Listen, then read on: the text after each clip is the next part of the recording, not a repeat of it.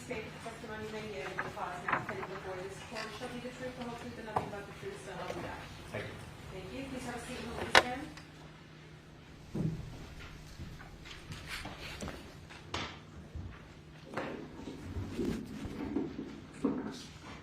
Adjust the microphone so we can hear you, and for the record, say and spell your first and last name, please. Shawn Kahn, SHAWN, KHAN. You may proceed. Thank you. Good morning, Mr. Kahn. Good morning. What do you do for a living? I'm a security camera integration or installation company. Do you own a company? I do. And what is that company? First Digital Surveillance. So what is your background and experience within your company? Explain a little bit what you do. Okay, so I started out like an installer, and I still do installations. I do sales, pretty much A to Z, everything. When you say installation and sales of what specifically?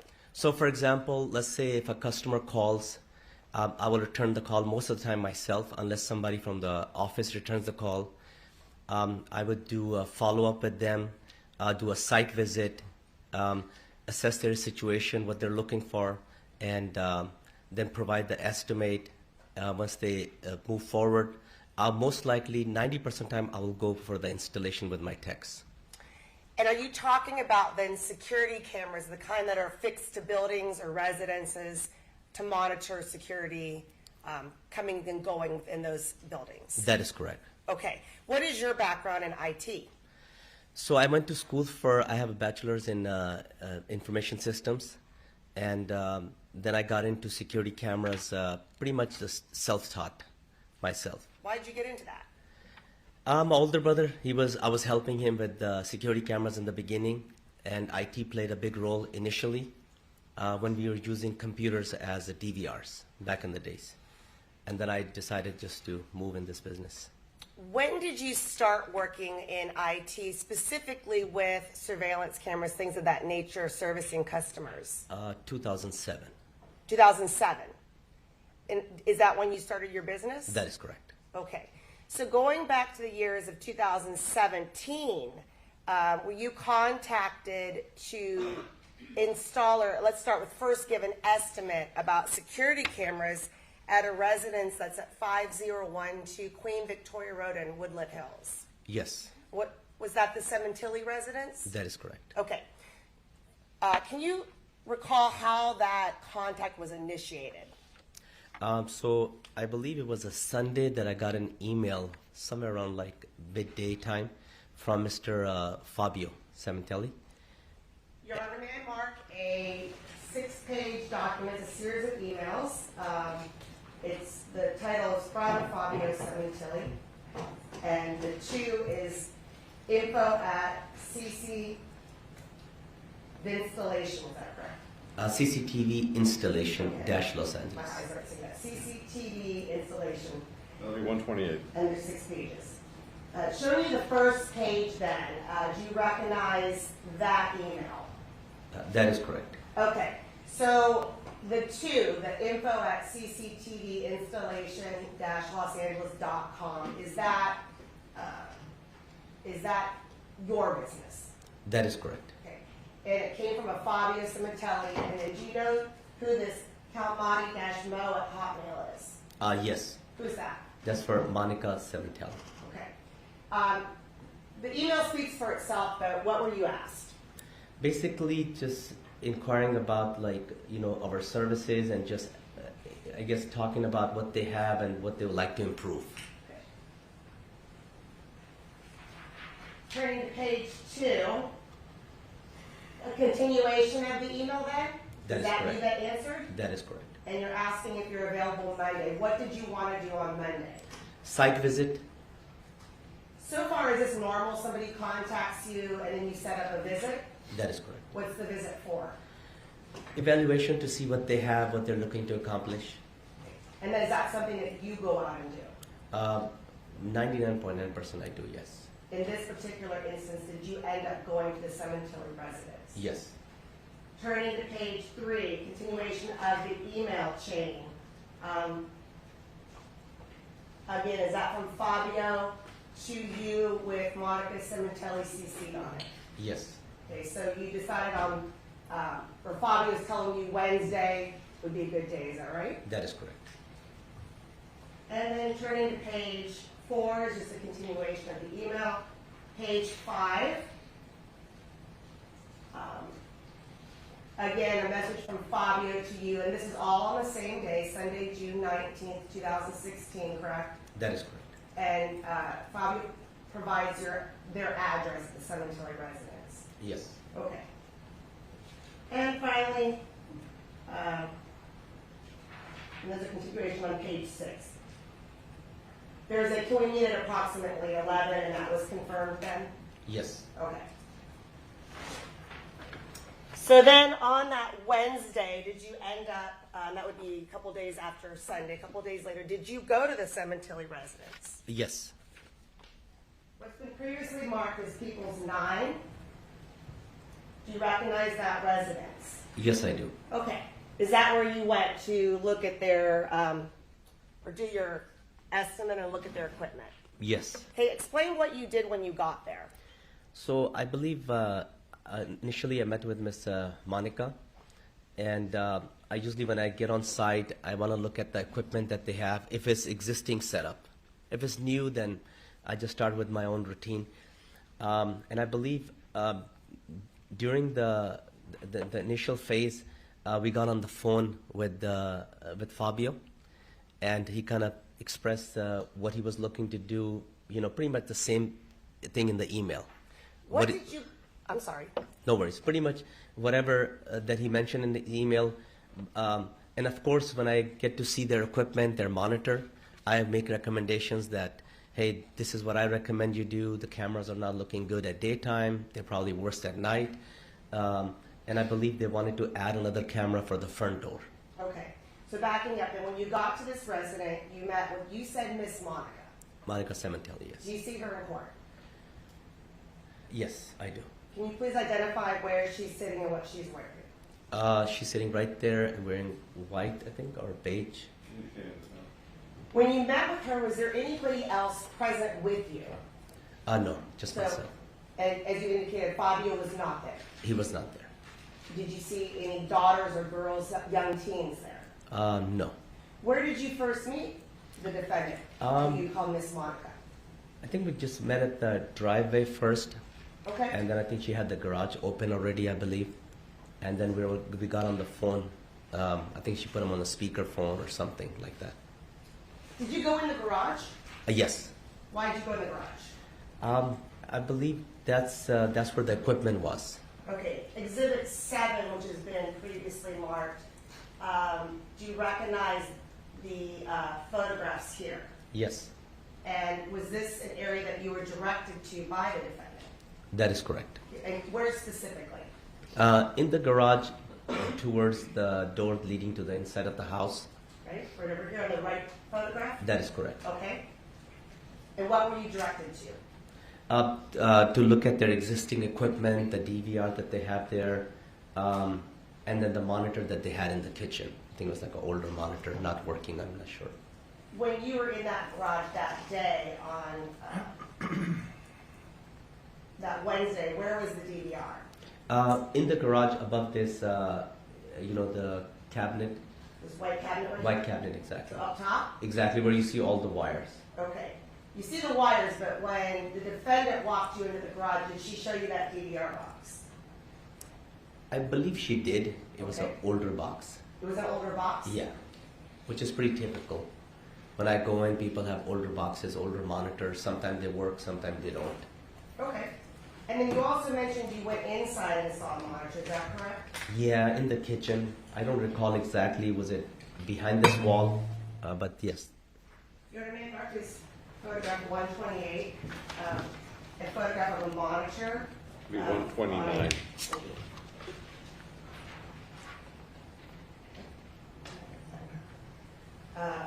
That photograph right there, do you recognize that area?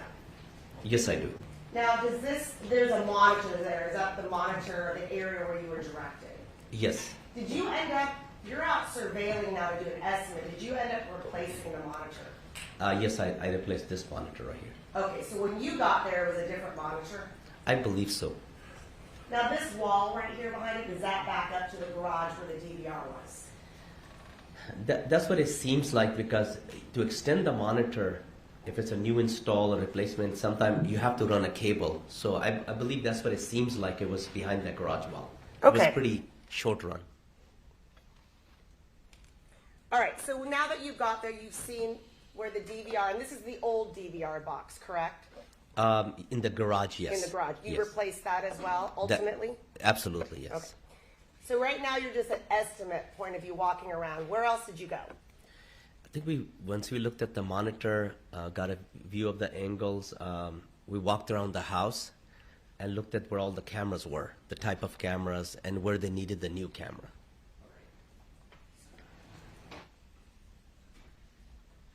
Landmark is People's 129. 130, Council.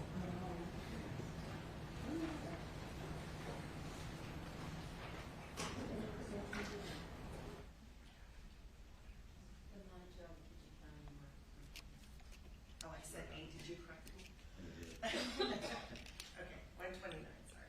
This is, now you're gonna mark something at 130? Yes, Landmark's 130. What is that, please? It's an aerial surveillance camera placement, aerial map of the Sementilli residence. Very well. Okay. All right, can you orient yourself as this is an aerial map of the Sementilli residence? Yes. Now, there's a pointer in front of you, a stick, if you could pull that out right under your monitor, and then turn around the screen and just indicate then where the cameras were that you looked at. So we looked at this camera right here, this one right here, Okay, so I'm going to describe. You're pointing to the bottom left. There's a bottom left, yes. bottom left. There's Close a. to the street, closer to the street and the driveway. And where was that camera then?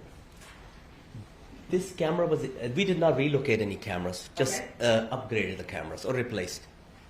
So I believe I replaced 3 cameras, because altogether they have 5 cameras. So in the picture, what you don't see is the intercom camera. The intercom camera is somewhere right here. And you're indicating right as an entrance into the Entrance driveway. into the driveway, yes. So at that location, entering into the driveway, you said there was an intercom camera. Is that the kind where you push a button if you wanted someone to let you in? Exactly. And there was a camera attached to it? There's a camera inside attached to it, not easy to replace, so we left it alone. Do you know if that camera was working when you went out there? It was working when I went out there, and it was working when we left. The camera in the bottom left that you just pointed to, there's an icon with a right triangle. If I may mark this People's 131, it's a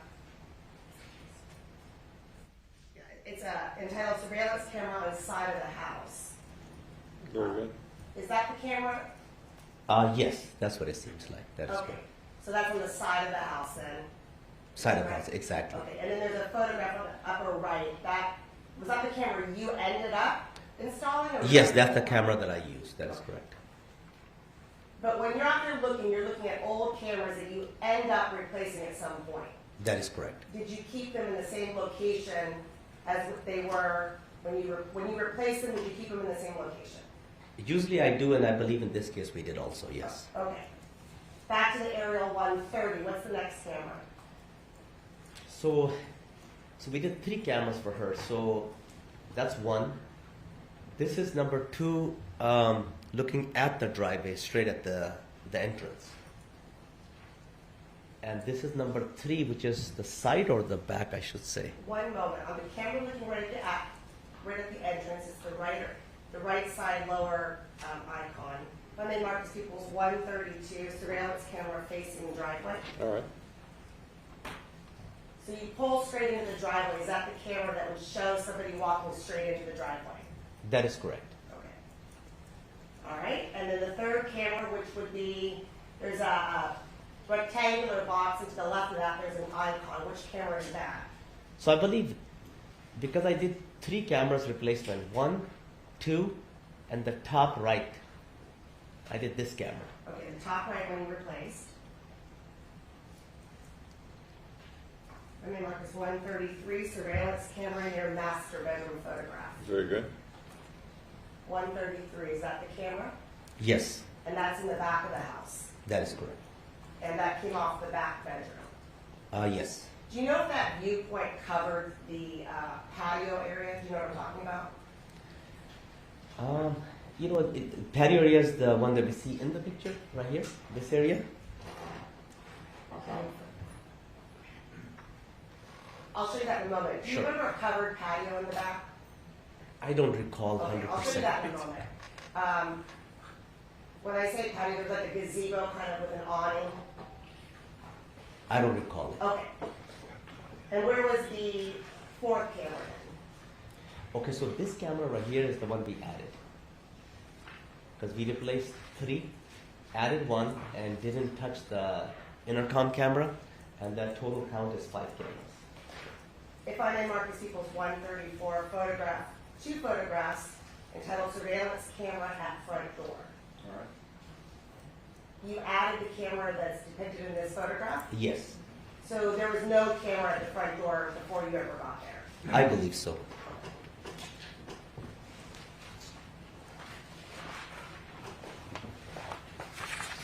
All right.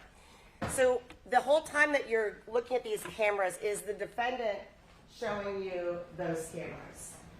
Yes.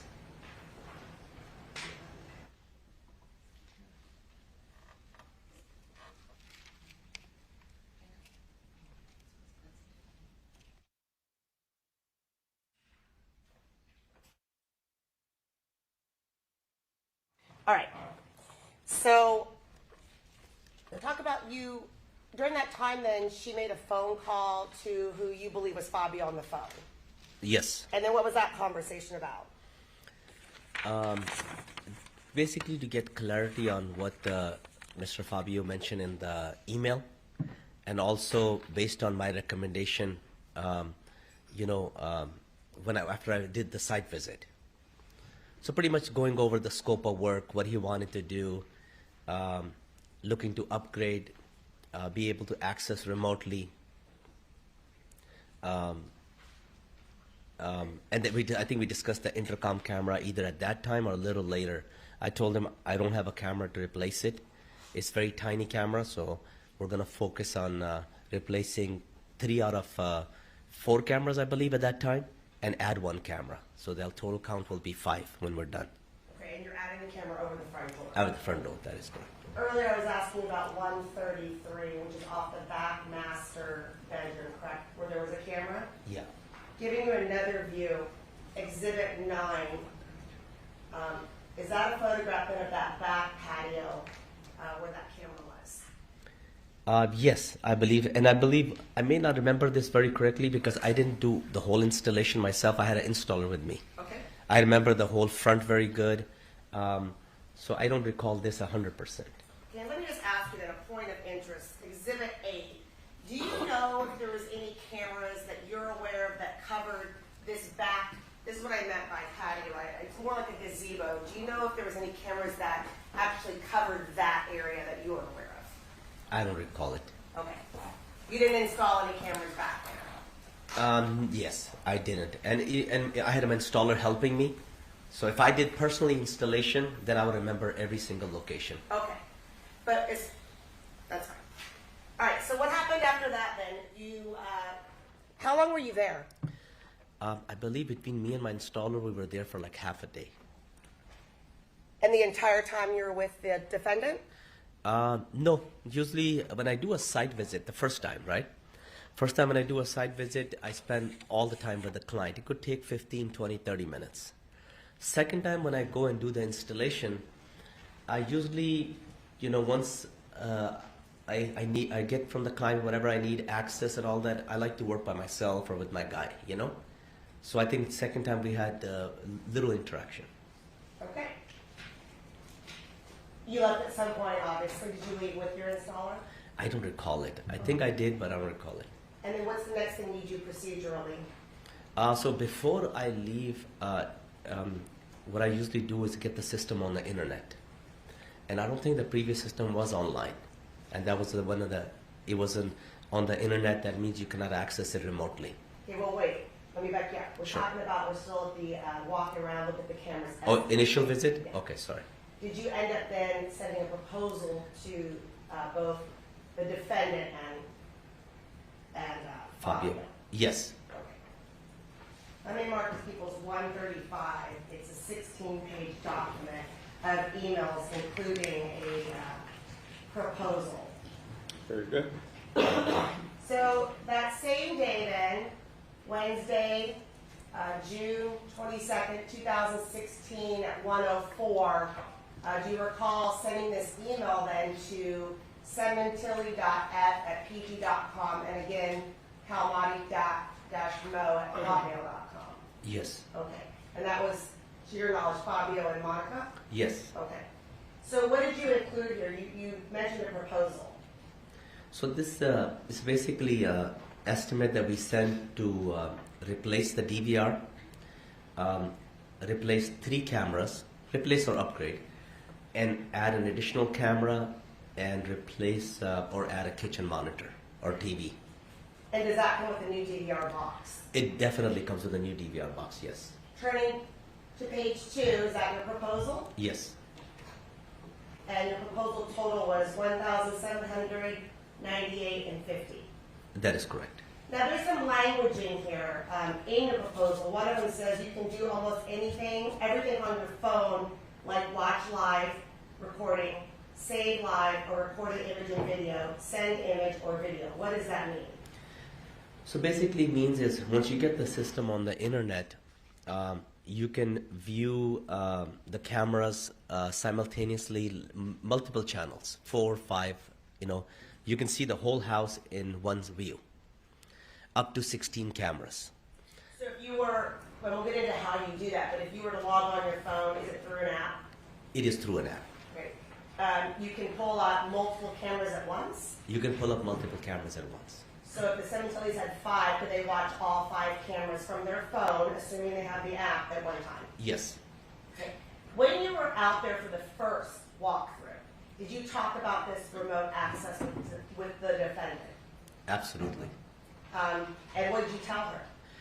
That you'll be able to access the cameras on the phone, PC, Mac. That's why we put that, a detailed description, because this is one of the reasons people upgrade their equipment. Most people who upgrade their equipment, they cannot view their cameras remotely because of limitations on older systems.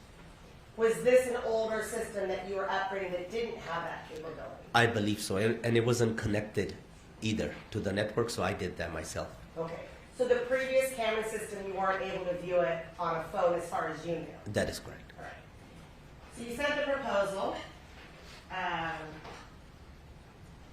The next day then, zooming in here, which is Thursday, the very next day, did you receive this email then back from the defendant, Monica Sementilli?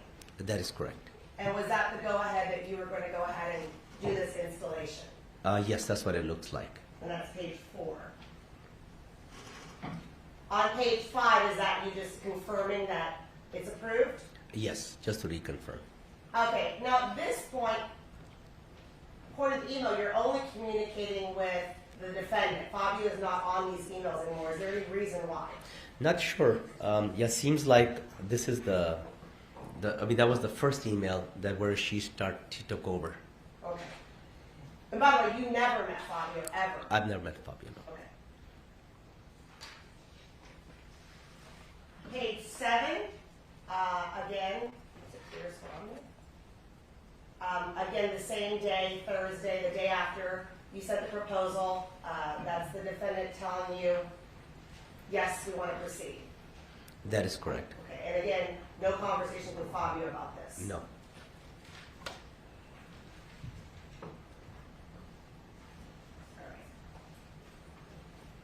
Okay, so that's one moment. All right, so you go out for the installation, and do you set up the installation? Yes. When did you set it up for, if you recall? I don't recall the exact date. I don't know, it was June 23rd or...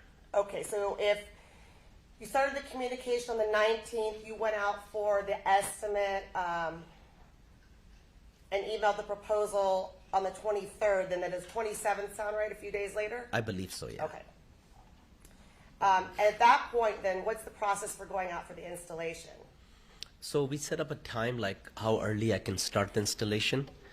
And I believe with her case, probably either my availability or her availability, we started close to like 8 o'clock.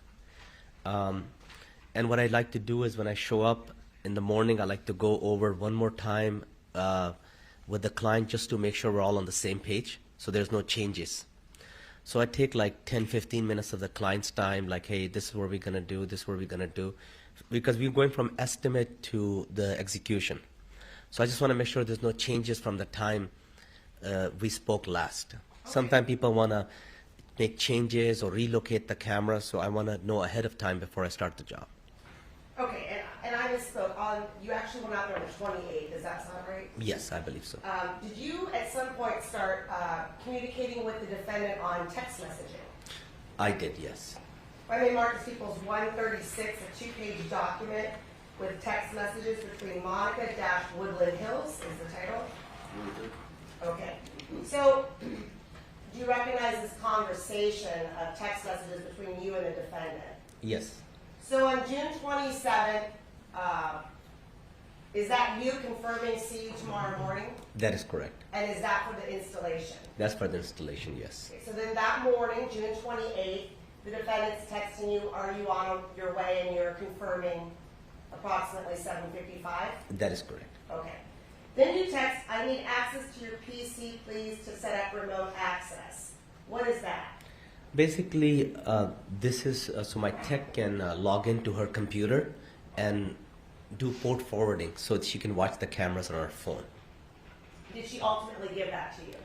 I believe she did. Okay. And then at 10:32, I don't know if this is before or after, but can I pay with credit card? What is that about? I think there was something about payment, like I like to collect half up front. And I believe she said there was something about payment. And then she said that, well, can I just pay you full?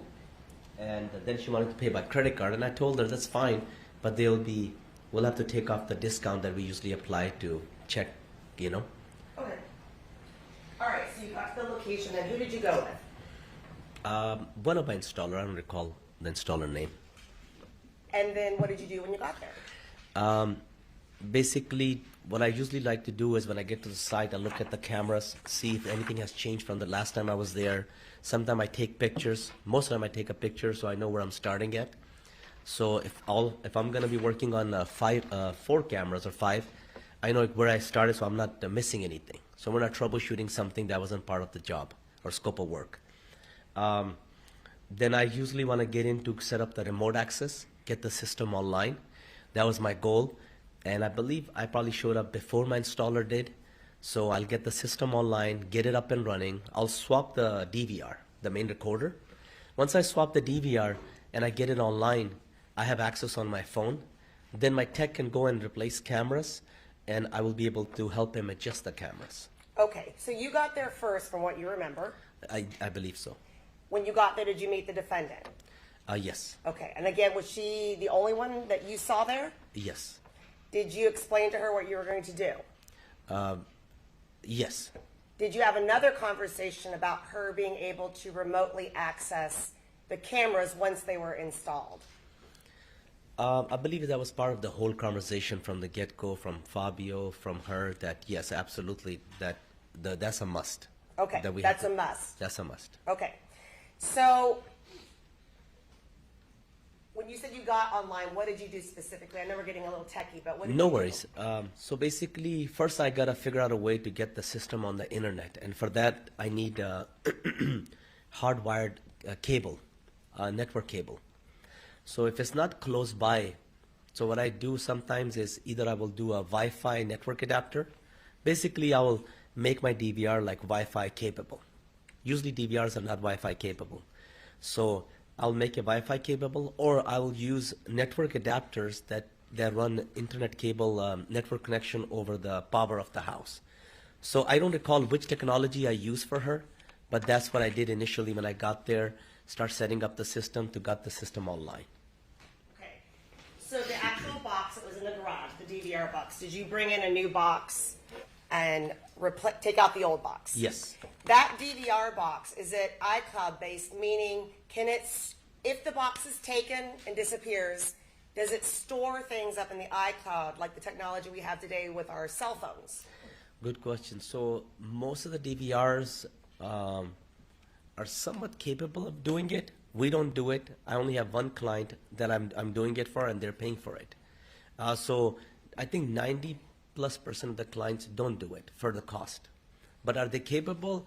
In one way or another, they are somewhat capable, but not like your phone, iPhone. No, not like that. This DVR box, was it capable? With very few limitations. Not exactly. So if the DVR box is taken, can you retrieve data from it? If it's taken out of the property, you don't know where it is, it's gone, can you retrieve data from it without the box? No. Okay, did you explain that to the defendant? I don't recall it. To be honest, I don't recall if we had this conversation. Okay. Did you have any conversation about iCloud or anything of that nature? No, I don't recall it. Okay. So when you, what if there's a power outage and the power goes out? What happens with the DVR box? So as long as the power is out, the system doesn't record. And when the power comes back up, system comes back up automatically. Then it starts to record. In simple terms for some of us, can you explain like how a DVR box connects to the internet or the ISP or the provider? Sure. So in order to view the cameras, for example, on your phone or your computer, anywhere you are, iPhone, Android, you have to download an app, and the app is going to ask you some basic information. And that information we provide to client in a very easy to follow format, so we don't have to train every day each client. And then it's going to ask you, what do you want to name the location? You can call it whatever you want. Then it says, what is the address? And it's referring to the IP address, which is unique for every client. For example, my phone right now has an IP address. That's how I can be traced. Your phone will have an IP address, but it can change. So you put the IP address in there, and I get that IP address from when I go to her house. I use her computer. That's why we got in her computer, so we can get her information, IP address, and my guy can send the email to her with all the instructions. So that's my question is, you help your customers at the house determine if they don't know what their IP address is. Exactly. And you need that IP address for the app? You absolutely need that IP address for the app to be able to view the cameras from anywhere. Okay. So if there's no internet at the house, is the DVR box going to work? Yes. How is it going to work? So the DVR is a standalone box. The cameras are connected, hardwired behind it. It doesn't require internet. But for you to view the cameras remotely, you must have internet. Take our morning recess for 15 minutes. The admonition applies. See you back there. When I referred to Exhibit 7 earlier, it's a packet, so it was Exhibit 7, page 20. And when I referred to Exhibit 9, it was page 8. Mr. Kahn, we were just talking about the IP address. You were able to determine then the IP address at the Sementilli residence. That is correct. Now, during this, are you providing information to the defendant during this time? Yes. Once I set up the remote access, once I obtained her IP address with the help of my remote tech who logged into her computer, we're able to get that information. I set up my own phone first, and then we're able to provide that information to her. And that's while you're still there? That is correct. So you're having a conversation directly with the defendant then about how to remotely access and view the cameras from her phone? That is correct. Okay. When you said you logged in from your own phone, what did you do? So I have the app set up already. I just add a additional location to my app. So what app is that? The app today is called DMSS. At that time, it was called iDMSS for iPhone, GDMSS for Android.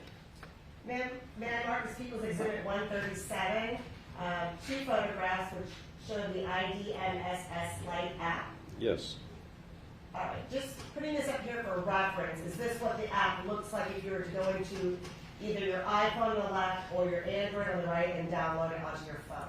Yes, this was the app we were using at that time. Okay, and that time, has it changed since 2017? Yes, app changes, 6 months, a year, name can change. but this is the app that we were using at that time. Okay, so you already have the app. How were you able then, how can you log on and see the Sementilli live feed of the videos? Okay, so what I'll do is, for example, I'll add a new account, a new device, for example. I'll put, for the name, I'll put in the client's name, for example, for my reference. I'll put in her IP address, or Sementilli's family's home IP address, and the username and the password. For myself, I would use an admin account that I usually don't share with the clients unless the cameras are, unless it's a house and the cameras are inside the house. So were you able then at the scene or at the location that day, did you test it with your phone, your app, you used the IP address at the Sementilli residence, and you were able to test it and view that all the cameras were working? That is correct. Okay. Now we talked about that fifth camera that you did not install at the entryway intercom box. Was that wired into something that they would be able to view from the phone as well? That is correct. So that is the intercom. I don't recall where the intercom screen was inside, but I believe the feed was already going into the old DVR. So we took it out of the old DVR, plugged it into the new DVR. So that was one of our fifth camera. So when you pull up the app on your phone with their IP address, you can see at one time 5 cameras. That is correct. Okay. That monitor that's in their kitchen then, does that show all 5 of those cameras as well? That is correct. And you replaced that monitor? Yes, So that was a brand new one? it was a new one. That is correct. Right. Did you show them before you left, did you show the defendant how to access it with your app and what you were doing? Yes, So you went through it on your phone with her? that is correct. I usually do that. I don't recall if I did it with her specifically. One of the reasons I don't want to do that is because people get like all, they say, oh my God, you're watching my cameras on your phone. Are you going to be watching it while you leave? So sometimes I do it, but I necessarily won't pull up their home on my phone. I'll pull up like my home, and I'll show them how the app works. In case I'm not around while the cameras are up, I can connect her phone to her system without having the cameras connected, right? Because the system could be up to the internet, but no cameras connected. So that was something that, was that something she told you she wanted, was to be able to remotely access these cameras from her phone when she's not at home? Absolutely. Okay. Did you ever have that same conversation with Fabio? Other than the request he had in the original email, no. Okay, so you never talked about the logistics of the cameras and how to access it with Fabio? No. So after that first interaction, when you got the email and she put him on speaker when you went out for an estimate, did you ever really communicate with him again? I don't think so. Okay. Was your point person then, or your person that you communicated with the defendant? Seems like, yes, that's what it seemed like. Once I sent the estimate, the approval came from her. Okay. That was it from there, then on. All right, so then after you leave, what happens after all the equipment's set up, you've tested it, it's working on your phone, then what's the protocol, what happens next with the customer? So my phone tech is supposed to do a follow-up with the client, send the welcome email. We call it a welcome email. It's the instructions that basically tell her what app to download, that information, and he's supposed to do a follow-up to make sure that if they have any questions regarding the instructions. Okay. And if I may mark as 138, 3 pages email from tech support at cctvfirst.com to kalmati-mo@hotmail.com. All right. All right. Putting this email up here, then this is the same day, Tuesday, June 28th, 10:37 a.m. From the tech support. Who is tech support within your company? At that time, it was a gentleman by the name of Nasir that worked with me. And is this a standard email that goes out to all of your customers? That is correct. But this specific email went to the defendant, correct? That is correct. Okay, and then can you explain what information you're providing to her? Basically, it's telling the client that, how many ways you can access the cameras remotely, giving them instructions on Internet Explorer, Firefox, if they decide to go that route, giving them a username, password, the unique IP address, and then plugins they may need for Mac and Windows, you know. Okay. On page 2, and I was showing you page 1, or page 2, is there more, same thing here, specific instructions for an iPhone? Yeah, so this one is, you know, as simple as we can, instructions for the iPhone. For anybody who has never done it before too, you know, it tells you download and install the IDMSS Lite or GNMSS Lite from App Store. So whatever they type in, based on their phone, the app will pop up if it's I or G. Then it tells them exactly step by step what to do to set up the app with no supervision, you know, no involvement from us, hopefully. And is this the same information that you already verbally gone over Yes, at the house? with that them? is correct.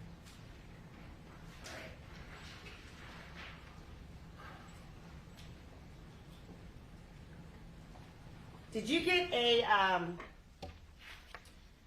text from the defendant regarding setting up this system? Remember. I believe she has sent a text like in the afternoon. 136, which is early March, page 2, at June 28, 2016 at 1:30 p.m.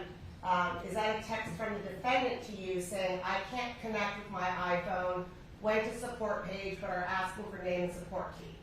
That is correct. And then is that you who answered, I will help you shortly? Yes. What did you do? I believe what I usually would do is I will take the message and forward to my the person who was supporting her, the tech support person, and he would basically just call her and walk her through it. All right. If I may mark this People's 139, 3-page email correspondence, again from First Digital Surveillance, or to the defendant. Let me mark that. Okay. This email then, same time frame, June 28th, 2:19 p.m. So that would be shortly thereafter. Is that you asking someone to help the defendant? Now, Seer, please assist Monica with remote access today. That is correct. So I'm just basically telling my tech to assist her.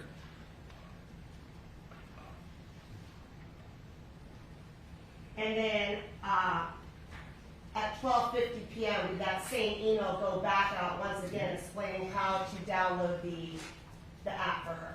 Yes. Okay. And again with the instructions, is that correct? That is correct. Okay. So then your correspondence, again, 136, page 2. She answers, I got it, thanks. And then you responded, please let me know if any questions. Did she ever follow up and say, I can't access it anymore, I'm having problems, anything like that? I don't recall 100% what happened after that because I think she said, I got it, thanks. I'm not sure exactly if she meant like she was able to access it. So I just asked her if she has any questions, let us know. Okay. And I had already told the guy in my office to follow up.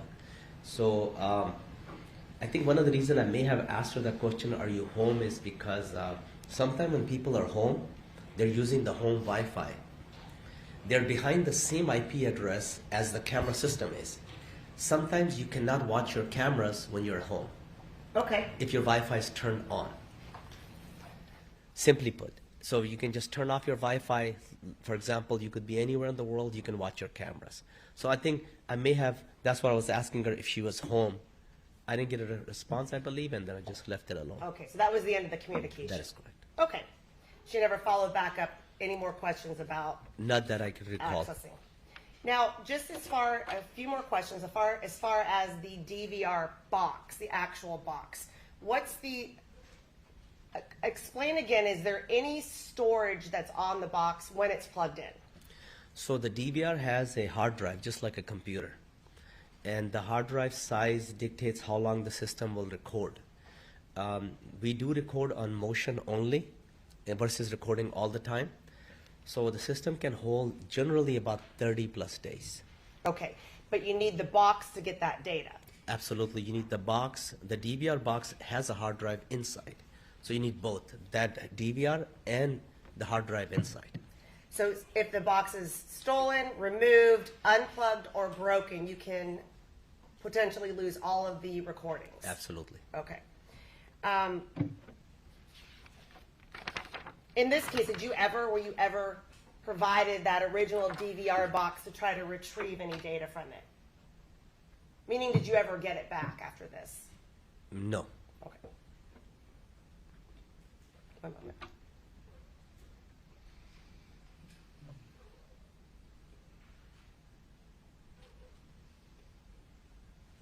And then these cameras that you upgraded, were they, what was different about the old cameras versus the new cameras? Resolution, clarity, night vision.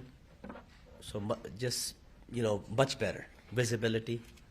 And when you say motion sensor, just briefly explain what Sure. that means. So most DVRs are capable of doing it to some extent, even like 10 years old or older systems. But what we want to do is we want to record only motion detection. If there is any motion at all, we want to record that. So the motion could be a tree moving, Okay. a car driving by the street, not even coming to your place. That will trigger a motion.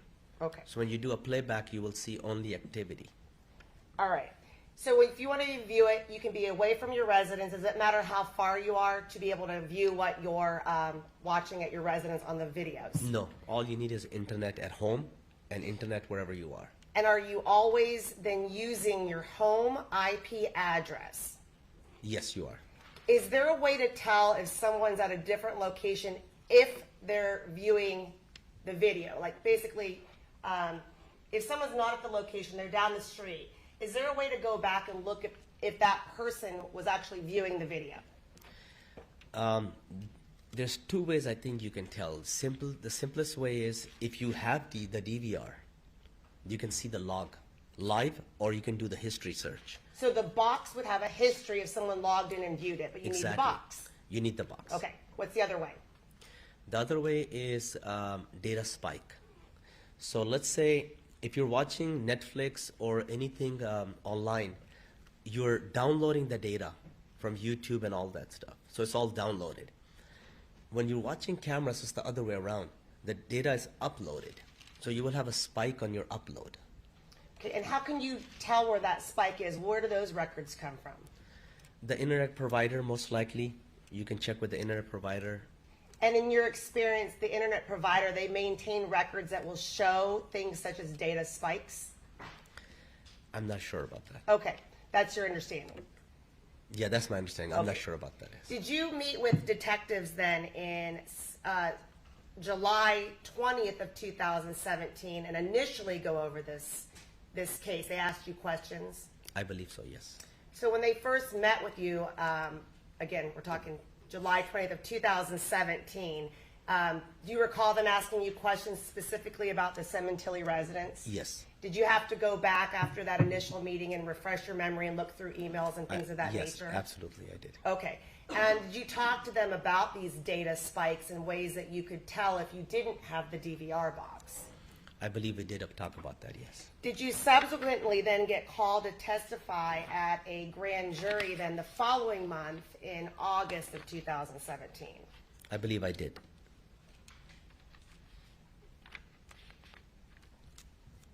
Hold on a moment.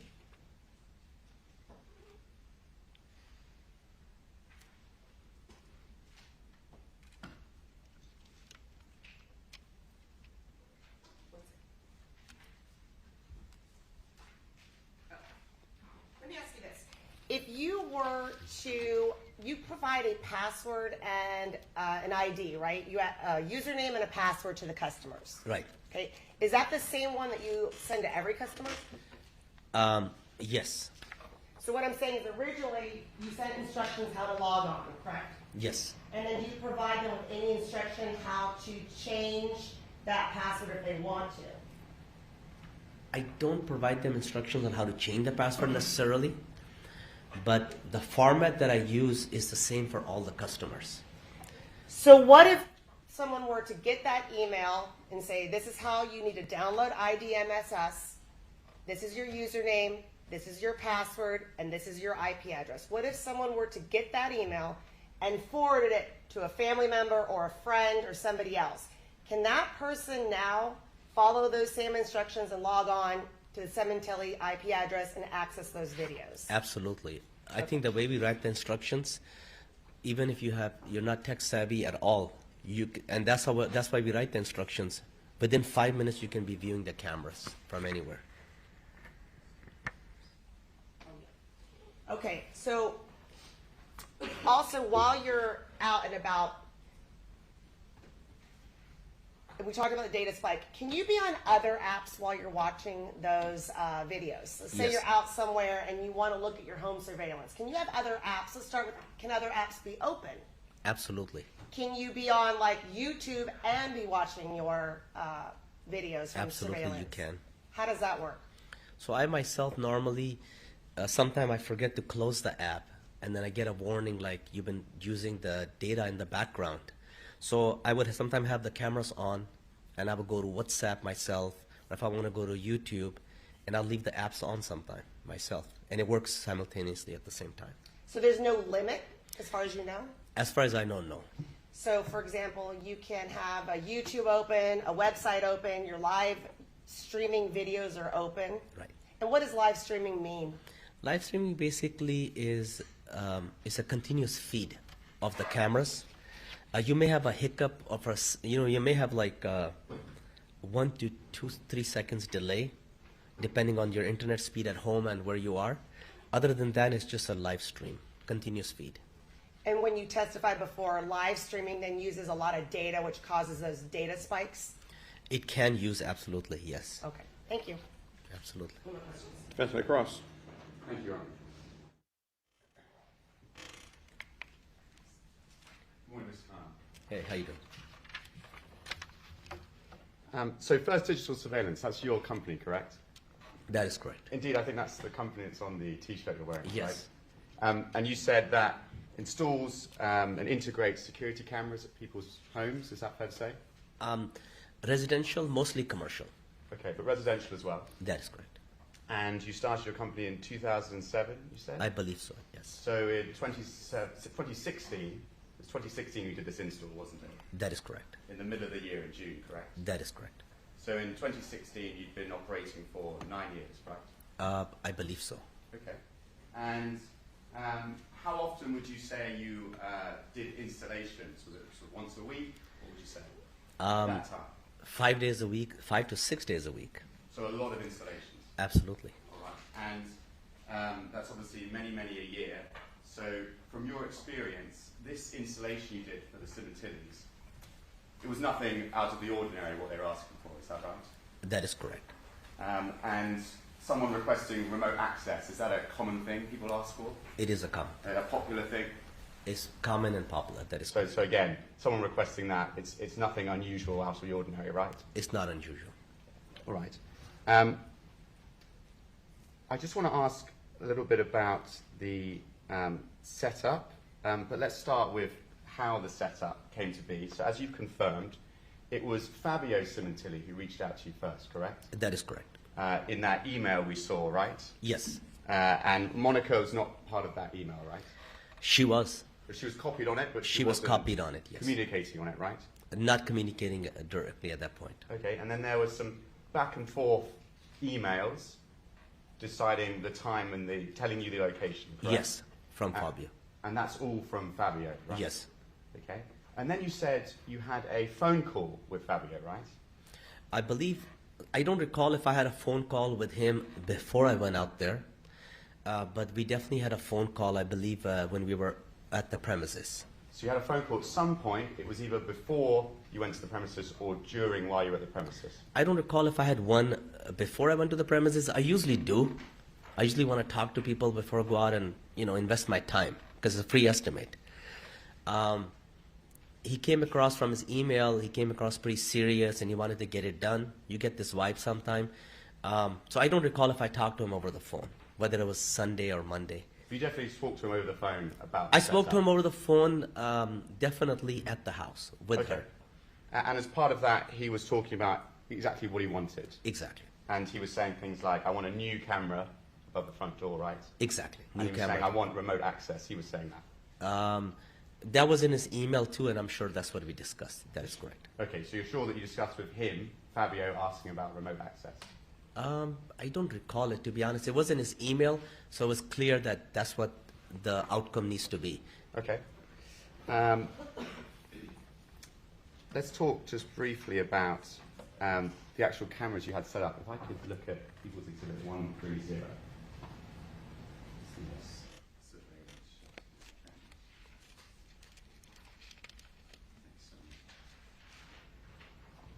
Just showing you People's Exhibit 130. You see this? Yes, And these are the cameras that you were working on, correct? that is correct. And you replaced 3 of them, is that right?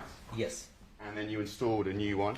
yes, And the new one, as I understand what we testified to earlier, is the one right in the middle here, correct? that is correct.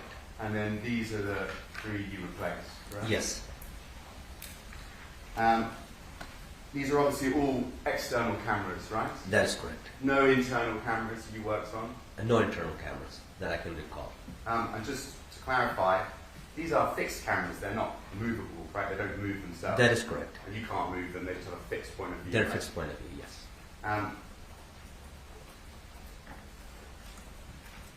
You talked about an intercom camera, right? Yes, And that's not shown on this. that is correct. I just wanted to be clear, because this obviously happened 9 years ago, right? You did this installation. That is correct.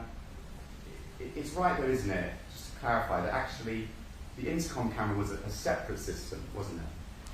I believe the intercom camera, because it is an intercom, so it doesn't make sense to have an intercom outside and no receiver inside. I don't recall where the receiver was, but the output of that camera was also coming to the previous DVR. Okay.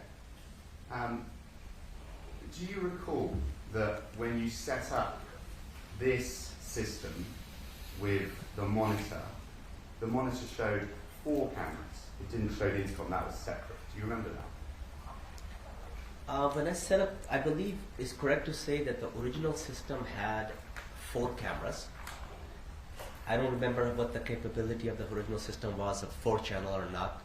Channel means like how many cameras you can add. But when I finished the job, I had 5 cameras on it, including the intercom. All right, well, you remember you said you testified at the grand jury, correct? That was back in August 2017, right? Yes, And that would have been just over a year after all this took place. Right. Obviously now with a lot longer, we're 9 years after this took place, correct? right.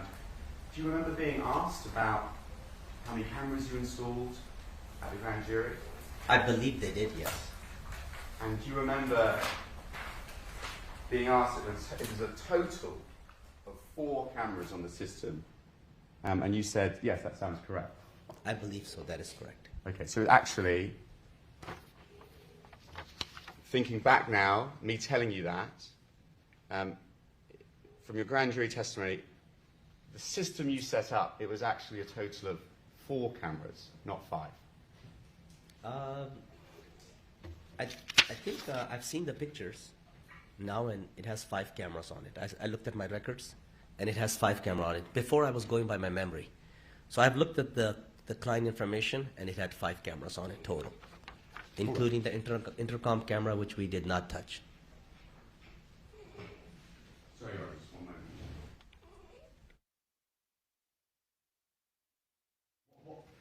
Scott, what pictures are those that you're talking about? Most of the time, we would take a picture from when we do the job before and after. We take pictures. All right. So- we don't have those here today, do we? I don't have those pictures right now. No. Okay.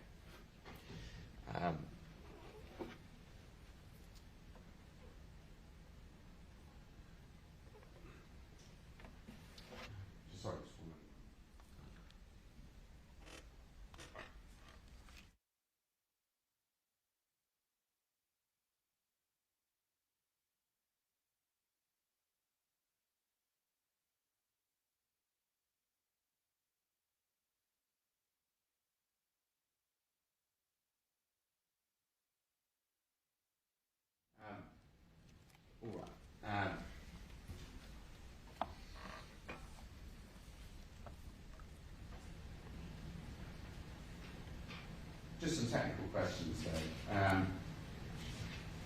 You were saying how it needs to connect to the home IP address. It Yes. absolutely has to in order to view video, correct? Yes, So there's no connection to the home IP address. You can't live stream video from your phone, right? that is correct. And that's because it has to connect to the DVR, which is then connected to the security cameras. That is correct. And obviously, if the DVR is taken, there's absolutely no way to view the security cameras. If the DVR is taken, then you cannot access it. That is correct. Looking at this picture back again, so this camera here, it has a cone that shows the field of view, correct? Yes. So this would capture, I think we saw another prosecution photo, this would capture this area here, correct? That is correct. But there's no cameras that you install that you know of that capture this back patio area. Objection. Can we just describe what this area was? Sure, I think it's described by the people as the side patio, which is next to the master bedroom. And there's another photo that I could put up. No, just for the record. Oh, okay. So to be clear, I was describing the top corner camera and saying that it captures the side patio, which is by the master bedroom. Is that your understanding? That is correct. And then the other patio area I refer to as the back patio to the left of the house. You are not aware of any cameras you installed or in existence that capture this? Yes, I don't recall that.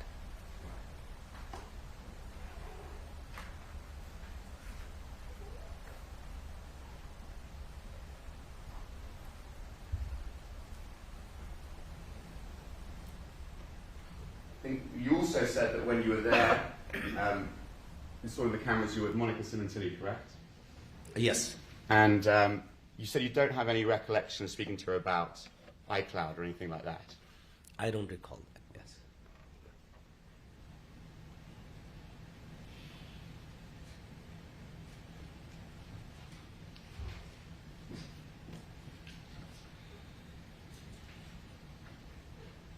Now, you talked about how you had some certain text with Monica Sementilli throughout the process, correct?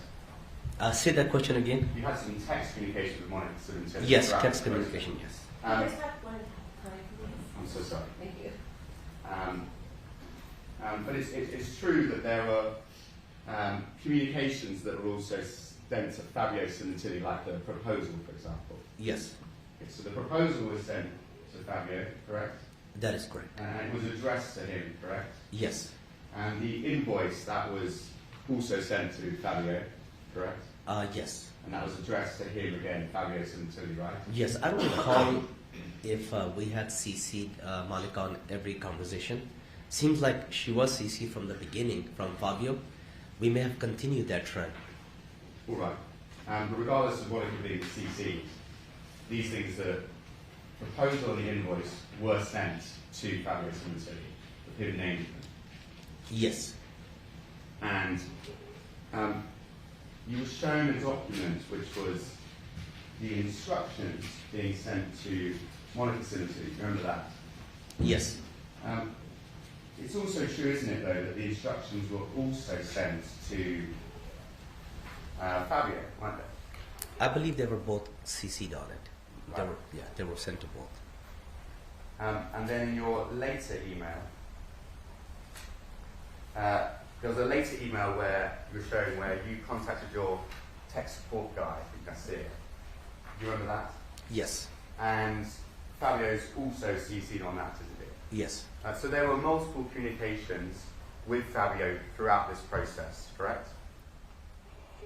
Email communication, yes. Yes. Multiple email communications. There was him initiating contact, right? Yes. Him having a back and forth with you. Yes. And at that point in time, you didn't know who Monica Sementilli was, did you? Say that one more time. When you had the first initial email communication with Fabio Sementilli, you remember that? Yes. And then you had a few more emails after, which would just clarify the time and the address. Yes. At that point, you never met Monica Sementilli, had you? No. And you didn't know who she was at that point, right? That is correct. And then, obviously, you send the proposal and the invoice and the instructions to Fabio. Yes.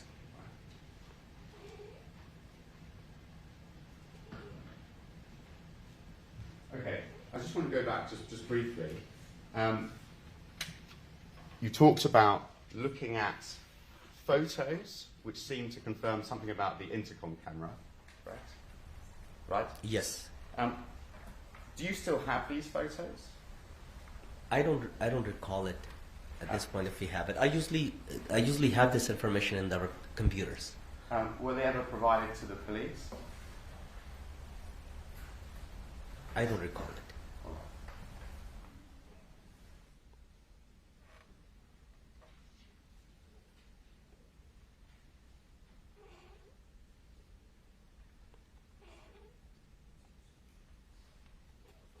I just wanted to ask you just another technical question.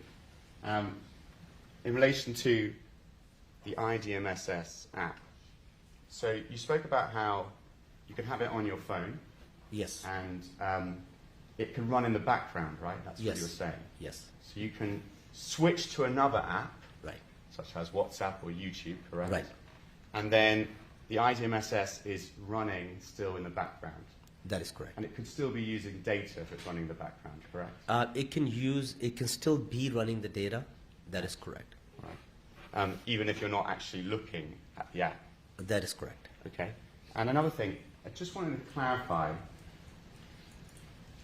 The iPhone doesn't have a split screen function, does it? Not that I know of. Between multiple apps, Right. You can't look at them Two on apps. the same screen at the same exact time, can you? I'm not familiar with it. Okay. So when you talk about doing things simultaneously, just want to make this clear. Is what you mean that you can have the IDMSS open and you're looking at the home surveillance cameras, for example, but then if you want to look at YouTube, you have to minimize it and then go to YouTube. Is that right? Yes, So you can't actually look at them both at exactly the same time. that is correct. You have to minimize one and then you switch over to another, correct? That is correct. And that's the same if you wanted to text message, for example. Yes, You couldn't actually text message at exactly the same time that you're viewing the cameras. You'd have to switch over to the text message app. that is correct. Okay. And the same with WhatsApp or another communication app. Is that correct? That is correct.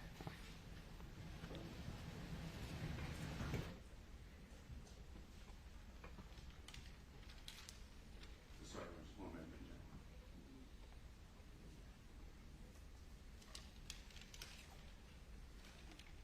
No further questions. Anything further by the people? Just quickly, 128, we're talking about the email from Fabio. That's the one email you got from Fabio. The first email, yes. Right, he never asked for remote access. I think it was my misunderstanding. Did he ever ask for remote access? It actually was my misunderstanding. I apologize. Apparently not. Okay. And in fact, after this first email, did Fabio respond to any of the emails? If he responded to any of the emails, Yeah, we went through all the emails. yes. Did you see Fabio responding to anything after we first set up the date of the installation, or the date of the estimate? No, that was interesting actually. Up to the point the estimate was provided, even the approval did not come from him. Who approved it? Monica. Okay. And then 138, again, the surveillance, when the instructions were sent, they were sent just to the defendant on how to download that app. Yes, so And get that remote was my access. misunderstanding again. It was just sent to Monica, and the CC was supposed to be me, but it was just misspelled. Okay.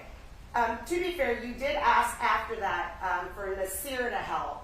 And when you did that, you put, looks like did you put Fabio on the email then? Yeah. But did he ask you to do that, or did you just add him onto it? Apparently, I just added on to it because to me he was the main contact. Okay. Well, when you say main contact, he's the first contact. He was the first contact. I apologize. But did you ever then, after that first email exchange, when you talked to him when you went to the estimate on speaker, did you ever talk to him again? Not that I can think of. No. Okay.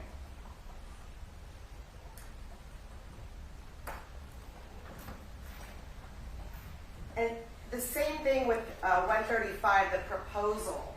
I know defense asked me if you sent it to Fabio, but in fact, you have Monica on the proposal as well, correct? Yes. Up here, the calamati-mo@hotmail.com. Yes. So you included both of them in the proposal when you attached it. That is correct. Same with the invoice? Same with the invoice, yes. Both of them were included in the invoice. That is correct. When you sent it to him. Those cameras, we talked about being able to move them. When you installed the new ones, did you put them in the same place as the old ones? I believe it did. So they were fixed, meaning what? You can't remotely move them, right? That is correct. But can you get up and actually physically change the angle of the cameras if you so chose? You can. Okay. And then as far as the defendant or anyone being able to stream and look at that, when the defendant downloaded that app, would she be able to do something such as record? Can you watch the video and record what you're looking at on the video screen? You absolutely can. But to get that recording, again, do you need the DVR box? So, just to make sure I understand correctly, so let's say if I'm viewing something, one specific channel, for example, I can record that on my phone, and then I don't need the DVR box anymore. Right. It's on your phone. It's on my phone now. Yes. Okay. Also, from your phone, can you go in and change the angle of the cameras? No. Okay, so they're fixed, but you can manually change the angle. You can manually change them. Okay. Physically. Can you be on, if you know this, can you be on like a WhatsApp or a messaging app simultaneous, again, to having your live feed up watching your cameras? So just to clarify, make sure I don't say incorrectly, you can have the app running, and then you can switch over to WhatsApp and then come back again to the app. Okay. So Without you go having back to, without having to close it, relaunch and all that. And then this app, this IDMSS app, is it complicated to download? No, just very simple. No more questions. Thank you. Mr. Jones. Just briefly, Your Honor. Just to clarify, Mr. Kahn, you were shown an email that sent the instructions just to Monica. Remember that? Yes. Do you remember that there was then an email sent a little bit later on the same day that sent instructions to both Monica and Fabio? Yes. Just to show you, Your Honor, I have my own defence packet of correspondence with First Digital FMAP marks Exhibit 611, Defence Exhibit 611. Yes. It is 12 pages. Showing you, Mr. Kahn, Defence Exhibit 611, page 9. This is the sort of mystery that hasn't been mentioned yet, that is 12:50 p.m. the same day. These are the instructions, correct? That is correct. And this is sent to both Monica and Fabio, right? Yes. Okay.